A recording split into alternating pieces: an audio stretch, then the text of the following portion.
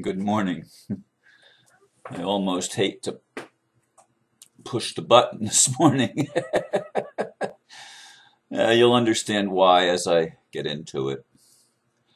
The title for today is A Most Ambiguous World. Okay. I've listened to most of the Quantum Grammar Seminar by David-Wynn Miller, recorded in September 2012. Yes, I find what he has to say very interesting. I also feel as if I no longer know how to speak or write in English or any other language. He pulls the rug out from under the massive fraud. That's true. And he also leaves me feeling very confused. Like him, I have long stated that almost everything we see in our world is based on fraud, which I believe is true. I simply did not realize that the culprit may be in the language itself. Now, I face many questions that I must wrestle with in order to come to a place of peace within myself. I'm not sure how this will be resolved for me. Indeed, there are 25 videos in the YouTube series, and I think I've watched 22 of them. So it doesn't leave too many of them left. And at times I felt very, very encouraged in listening to him. And at other times I was almost devastated. Yesterday's video, for example, what was her name? Heather something, had filed UCC bankruptcy forms in court, naming the United States basically as a debtor and the banks and everything else as debtors to the people. Well, Mr. Miller says that the UCC is useless. So my video yesterday becomes very ambiguous, doesn't it? Where I'm talking about one person who is teaching one thing, and supposedly he's an expert, and another who is also supposedly an expert, teaching something the exact opposite. Is that a paradox? It's certainly a contradiction. And I'm not sure where I come out on this whole thing. For a long time I have sought remedy, and so have many others around the world. Sought remedy for the injustice and the craziness and insanity that we see in our world. Many of us have sought that remedy within the law itself, and the law has seemed to give the remedy. Of course, I've also noticed, and I've talked about this to some degree in the past, there's also a great deal of ambiguity in the law itself. When I looked at the Federal Code of Civil Procedure, or Federal Rules of Civil Procedure, in the very second paragraph, the first sentence and the second sentence are totally contradictory. One establishes the fact that rights are preeminent over the rules. The second one negates all the law once the rules have been established. They gave with one hand and took away with the other. The ambiguity of our law. Mr. Miller, from his point of view, and those that maybe understand it better than I do at this point, are attempting to clarify the situation. But he does so in a very arrogant way. Although I appreciated the fact in the last, I think it was the last or second to the last video that I watched, where he said that in regard to helping people, His job is to help people, and 9 out of the 10 people that he helps he doesn't charge them any money or get any money from them. That's an admirable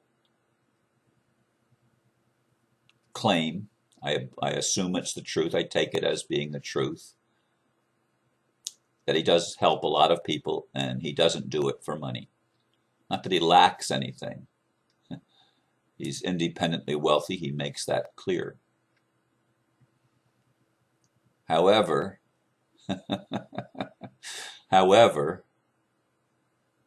he also makes everybody else wrong. And that doesn't set well with me in my awareness. And I've been pondering it even before I came to the computer this morning, as I meditated on this.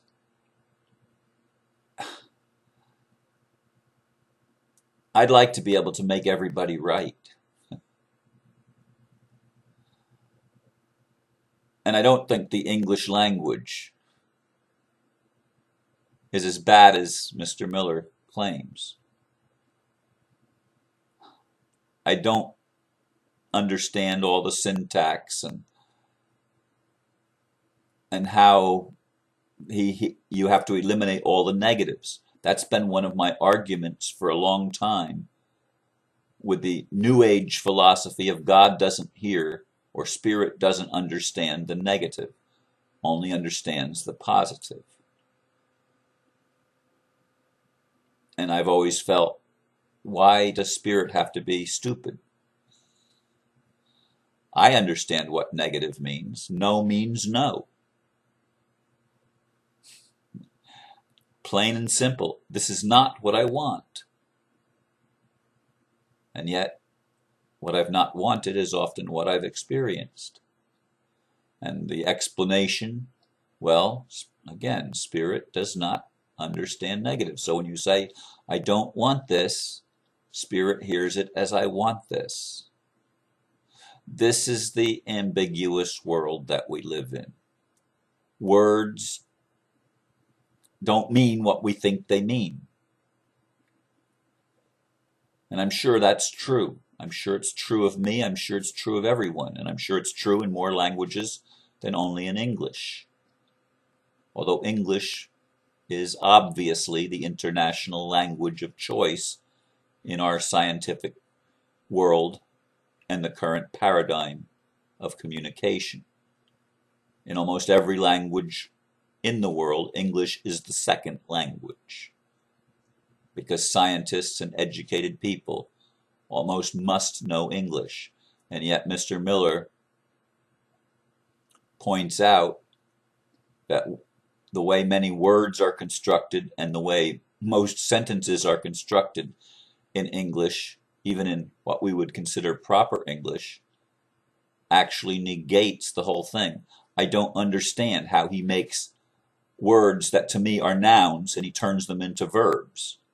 I don't get that. I don't get how he makes adjectives, prepositions, or whatever.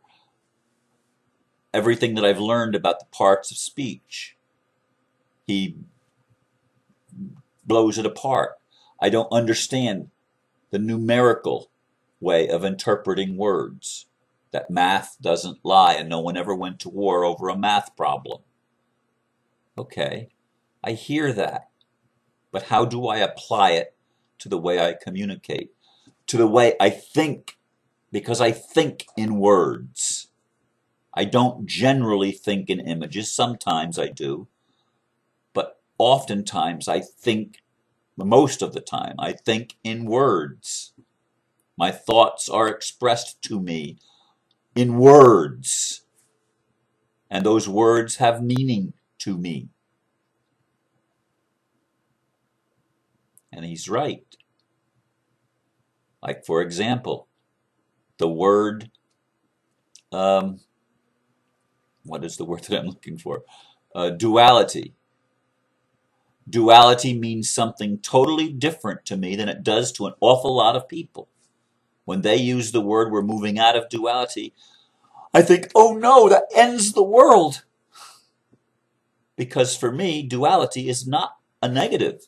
It's a very positive thing. It's a very wonderful gift. But other people, they interpret the word to mean polarization that puts things at odds with each other. I don't see it that way.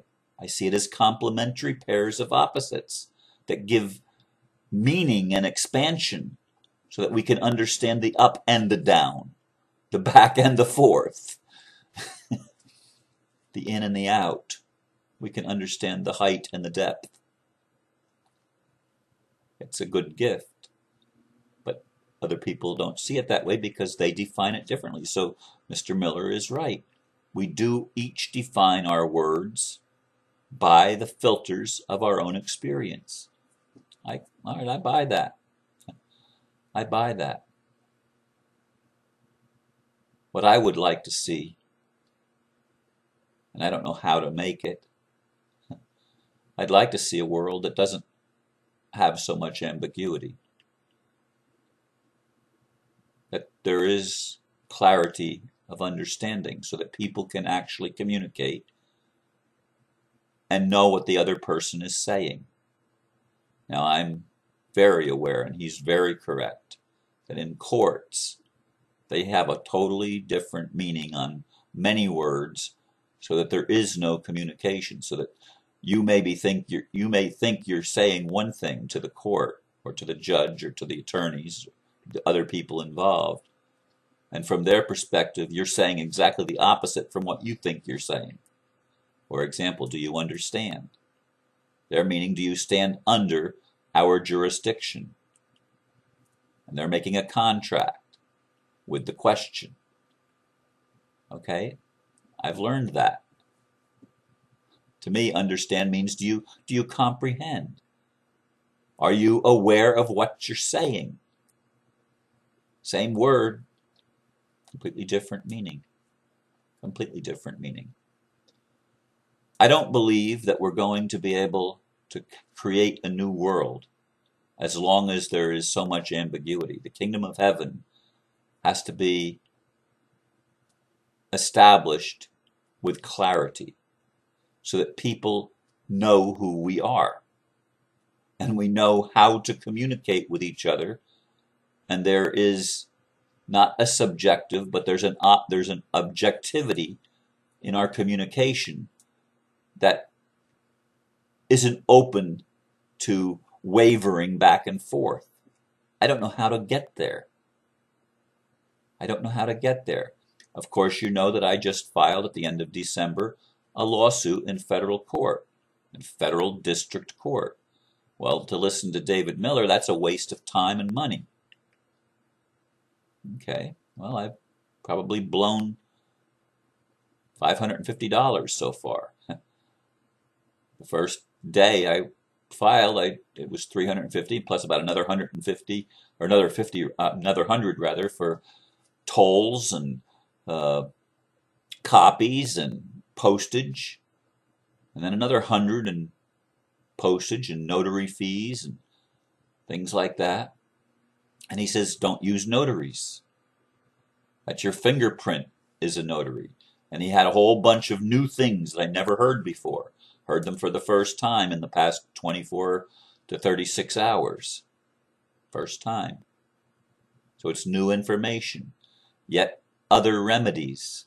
But he basically threw away every other remedy that I've ever learned and made it of no value. I don't know how to handle that. I don't know how I'm going to deal with it.